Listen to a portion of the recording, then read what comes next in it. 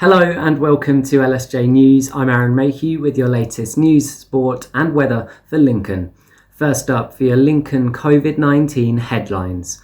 Following the trend nationally, infection rates have continued to drop across Greater Lincolnshire, with 292 new cases being reported on Thursday. In the city, Lincoln had a rate of 320 cases per 100,000 people up to last Friday. This has now steadily decreased to 296 as of Wednesday. There have been over 37,000 vaccine jabs in Lincolnshire in the last week, with 80% of over 80s having received their first dose. But there were 7 COVID-related deaths registered in Greater Lincolnshire on Thursday. In other coronavirus news, Lincoln's increased its testing capacity and now has 2 asymptomatic centres. One testing centre reopened at Lincoln City's LNER Stadium, while another opened on Croft Street. Both are expected to be open until at least the end of February, and tests can be booked without having symptoms of COVID-19. Meanwhile, students and staff at University of Lincoln are now being encouraged to get asymptomatic tests twice weekly at the on-campus testing centre. Lincoln's Eastern Bypass has been open for over a month, but what will the £120 million investment bring to the county? Our reporter Aaron Hussein has more. The new road stretches for 7.5 kilometres and aims to help the City of Lincoln Council achieve their net zero carbon goal by 2030. Portfolio holder of Highways Councillor Richard Davies from Lincolnshire County Council explains the wider plan. We estimate about 25% reduction in traffic on Broadgate, over Pelham Bridge through the middle of Lincoln, which will free up capacity on the network and, of course, hit what is, for the city in particular, one of the real air quality hotspots. As well as reducing air pollution, the bypass is also aiming to make travel safer for more vulnerable road users, such as cyclists and pedestrians. John Siddle, Head of Communications at Lincolnshire Road and Safety Partnership, explains how it was designed to be safe for vulnerable road users. Not having large vehicles in the city is certainly helps to protect those vulnerable people on either pedal cycles or on foot. And if you've been down the bypass already, you'll notice that there's large cycling lanes, well set away from the traffic, so they're in comparative safety. Other aims of the bypass include economic growth, opening up the land for housing and enhancing the inner city environment. But critically, the City of Lincoln Council aims to reduce carbon emissions in the city to net zero by 2030. One of the methods of doing so is by constructing a complete ring road around Lincoln to ease air pollution on the urban roads, with the bypass being the second to last step of it. Aaron Hussein, LSJ News, Lincoln. Tottenham Hotspur legend Mickey Hazard is picking up the phone to help people cope with loneliness during the pandemic. The former Spurs midfielder played during the 80s and has already helped over 100 people who say they feel isolated. Leanne Buck spoke to Hazard, as well as a rugby-based charity helping to bring people together.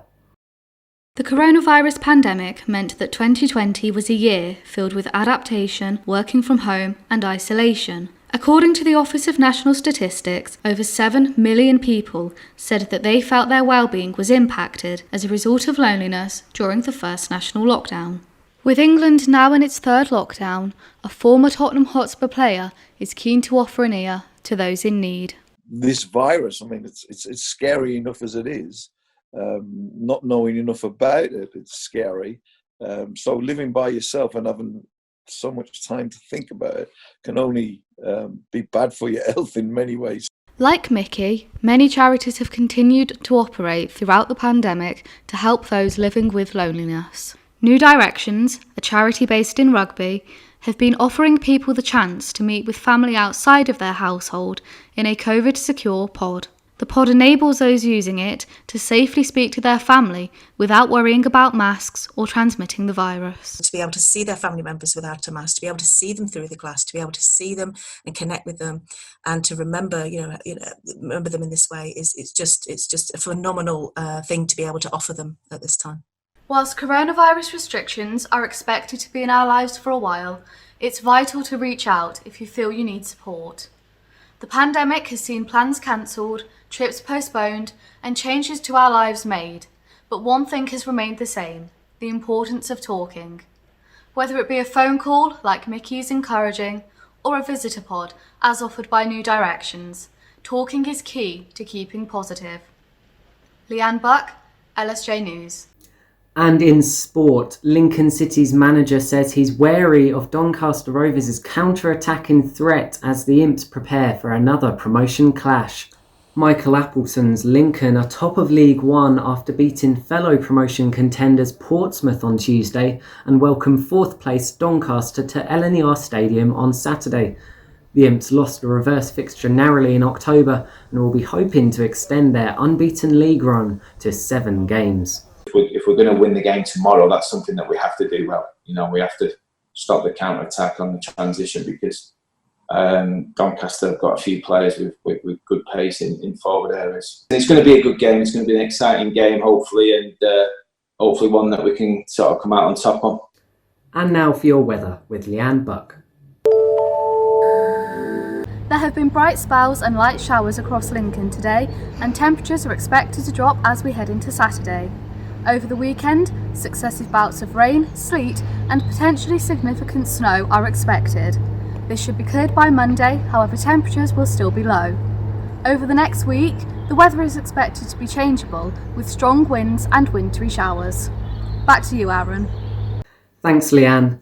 Well, that's all from us for this week. But remember, you can follow us on social media to stay up to date with what we're doing. We're on Twitter at LSJ Tweets or Facebook and Instagram at LSJ News TV. Thank you very much for watching. Bye for now.